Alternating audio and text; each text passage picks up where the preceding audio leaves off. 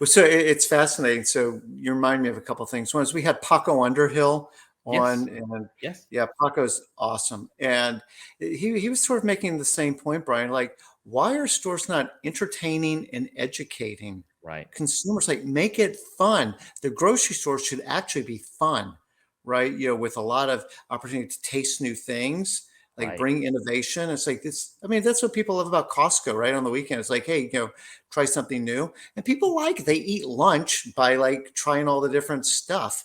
And, Right. and it's fun. And Costco fills up loads of shopping carts with things people had no intention of buying, but were delighted during their shopping experience because they discovered something new. Right.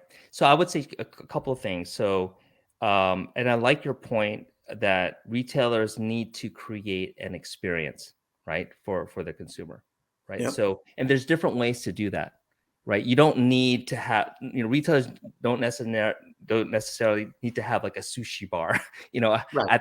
right? So, but it could be a couple of different ways. One is to use technology, right? In the, like Whole Foods is a prime example, right? They're going to be introducing contactless and cashierless, where Yes. technology where you just walk into the store, pick up your stuff and walk out, right? It's frictionless commerce. They Yes. have the capability to do that. They have the money to invest. So that's one way. Another way would be the Aldis and the Lidls of the world, right?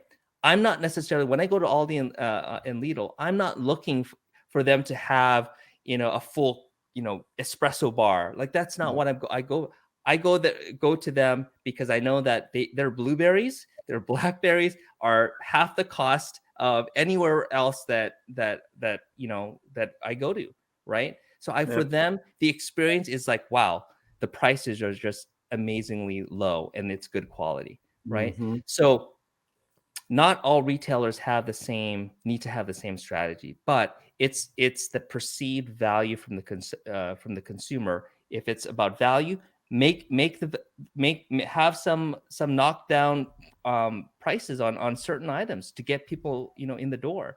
If Yep. it's the Whole Foods, it's the premium. Like there's different, even their strategy is a little bit different because they really introduce the next wave of like premium, high quality, you know, highly functional foods that you normally can't get at other retailers. So the Okay. experience is more about that, the variety and the quality. So, going back to, just to close up on the conversation, retailers is that there are many different strategies. Find out what their audience is and create that experience that will get them in the store. So I was recently traveling, and there was effectively an open air, food market, Right. and on Tuesdays and Fridays, they combined two things that are really smart, which was premiumization and Right. scarcity. Right. And so they bake fresh bakery products only on Tuesdays and Fridays. Right. So, dude, I'm telling you, the line to get into the place, so it opens at 9, and at 8:30 or earlier, like people are queuing up to get Right. into this place. And Right. then if you're there by 9:15, it's gone, right? Right. So it's like they make an event out of this. It's really, really, really, really good. And it's like there are retailers that would die for that Right. level of loyalty. Right. Like, because to me, loyalty is about like how much are you willing to like go out, how much friction are you actually willing to put up with to Right. get what you want.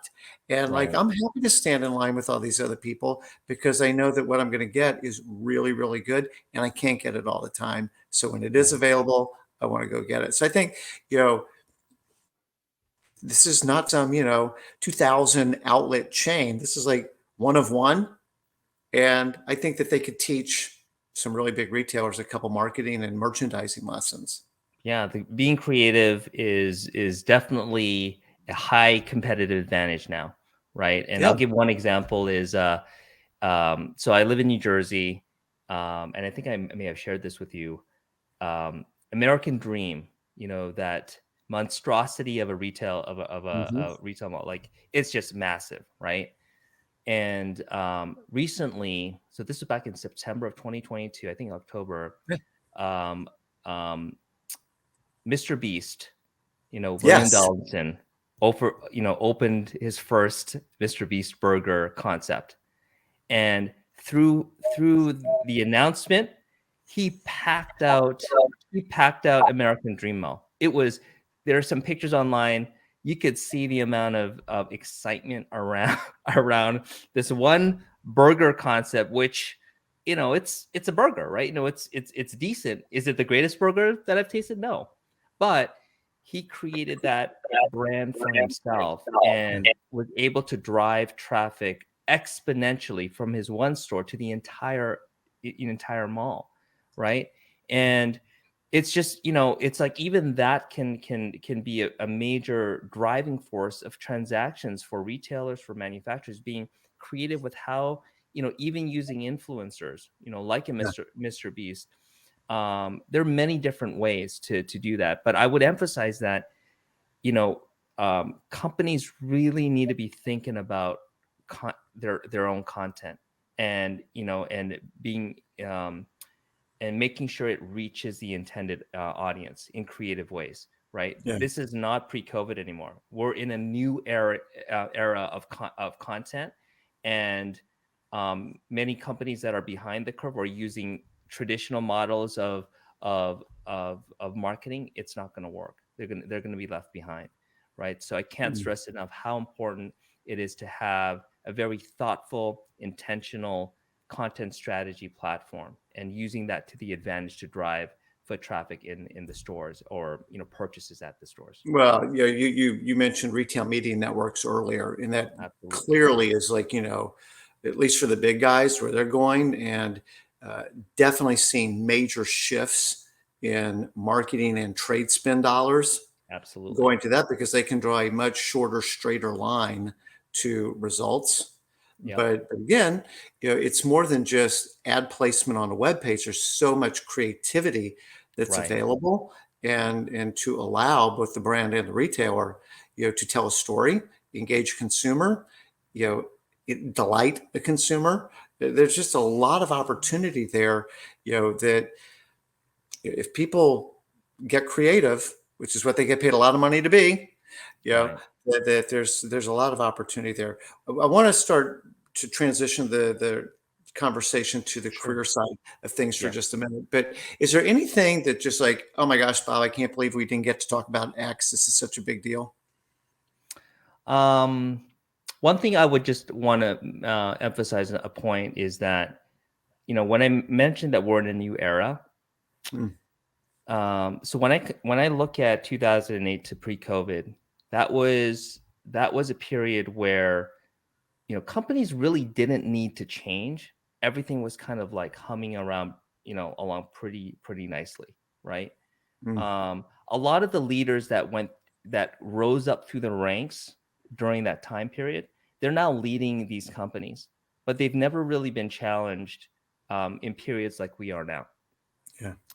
And so leaders of food and beverage businesses in this next season, what worked before is not going to work in this time period. And so really think about, my advice is to really think about innovation, being creative, and there's multiple different ways to kind of go about it.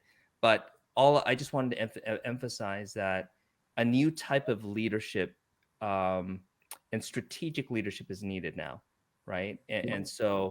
Um, and so yeah, and that's something that for me, advising companies and working with strategic foresight teams and insight teams, like that's something that I, and even in Hunter, our friend Hunter Thurman, we help these companies think through the right steps to get to that point. So anyways, I just wanted to make that one